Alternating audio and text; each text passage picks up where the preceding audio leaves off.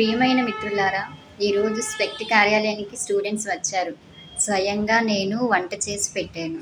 విద్యార్థులు కుటుంబ స్థితిగతులన్నీ విన్నాను.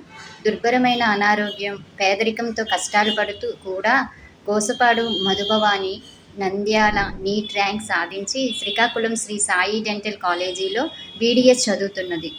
ఫీజులు చెల్లించలేక బాధపడుతున్న భవానీకి సహాయం చేయమని నంద్యాలకు చెందిన బ్లడ్ డోనర్ హరీష్ మన ట్రస్ట్కి రిఫర్ చేశాడు.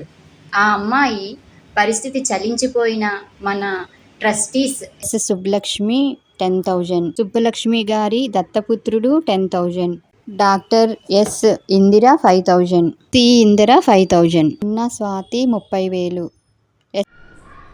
డాక్టర్ గూడూరు సీతామహాలక్ష్మి మేడం గారికి నమస్తే. నా పేరు జీ మధుభవాని. నేను నంద్యాల జిల్లా నుంచి వచ్చాను.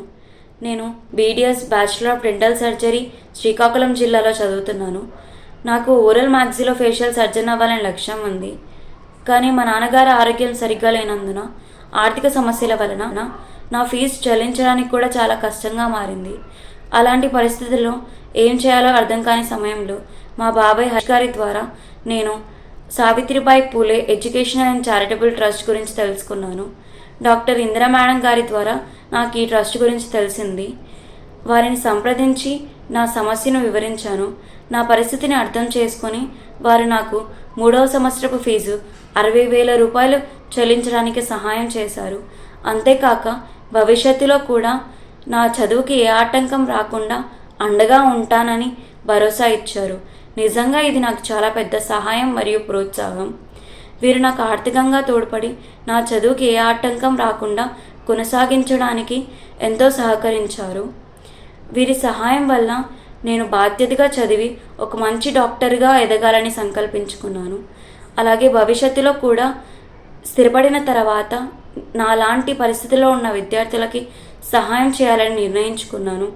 ఎందుకంటే ఈరోజు నాకు లభించిన ఈ సహాయం ఎంత విలువైనదో నాకు బాగా తెలుసు కాబట్టి నేను వీరికి జీవితాంతం రుణపడి ఉంటాను. నాకు సహాయం చేసిన దాతలందరికీ నా హృదయపూర్వక కృతజ్ఞతలు తెలుపుకుంటున్నాను. ప్రత్యేకంగా గూడూరు సీతామహాలక్ష్మి మేడం గారికి నా హృదయపూర్వక కృతజ్ఞతలు. మీరు నాలాంటి ఎంతోమంది విద్యార్థులకి సహాయం చేయడం ఎంతో గొప్పదైన విషయం. మీరు ఆరోగ్యంగా ఆనందంగా ఉండాలని దేవుని కోరుకుంటున్నాను. మరోసారి కృతజ్ఞతలు తెలుపుకుంటున్నాను. మన స్పెక్ట్ స్టూడెంట్ సిహెచ్ పావని ద్వారా తల్లిదండ్రులిద్దరినీ కోల్పోయిన CH Suji Visakha women's degree college BCom second year ఫీజులు మొత్తం 10,000 చెక్ అందించడం జరిగింది. ఈరోజు కార్యక్రమంలో అఖిల భారత శరీర అవయవదాతల సంఘం దాతీయ కో కన్వీనర్ డాక్టర్ పీకే జోష్ గారు మరియు స్పెక్ట్ మేనేజర్ హారిక, విద్యార్థినులు ఈ నవ్యాంజలి ఎన్ దీపిక పాల్గొన్నారు. కంప్యూటర్స్ చదువుతున్నాను. నేను కోటనందూరు మండలం కేవాగ్రహం నుంచి వచ్చాను. నేను చిన్నప్పుడే మా 9th క్లాస్లో మా నాన్న చనిపోయారు. మా డిగ్రీ ఫస్ట్ ఇయర్లో మా అమ్మ చనిపోయింది. నేను ఫీజు కట్టుకోవడానికి చాలా ఇబ్బందిగా ఉండేది. నేను Savitribai Phule education and charitable trust చదువుకున్న పావని అక్క ద్వారా దీనికోసం తెలుసుకొని సీతామహాలక్ష్మి మేడంని అప్రోచ్ అయితే నాకు హెల్ప్ చేసింది. నేను చదువుకునే వరకు నాకు చదివిస్తానన్నారు. నాకు ఈ ఇయర్కి సంబంధించి నాకు ఫీజు కూడా ఇచ్చారు. నేను ఈ చెక్ని ఒక సార్ ద్వారా తీసుకున్నాను.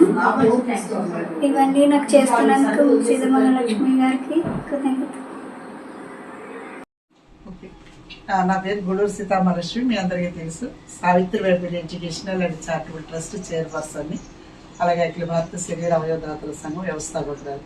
మిత్రులారా, మీ అందరికీ తెలుసు, అమ్మ సావిత్రిబాయి పూలే తొలి ఉపాధ్యాయురాలుగా ఆవిడ ఈ దేశంలో ఉండే అసంఖ్యాక పీడిత వర్గాల ప్రజలకి, ఈ దేశపు మహిళలకి అక్షరభిక్ష పెట్టిన మహాతల్లి, చదువుల సరస్వతి, నిజమైన చదువుల సరస్వతి సావిత్రిబాయి పూలే.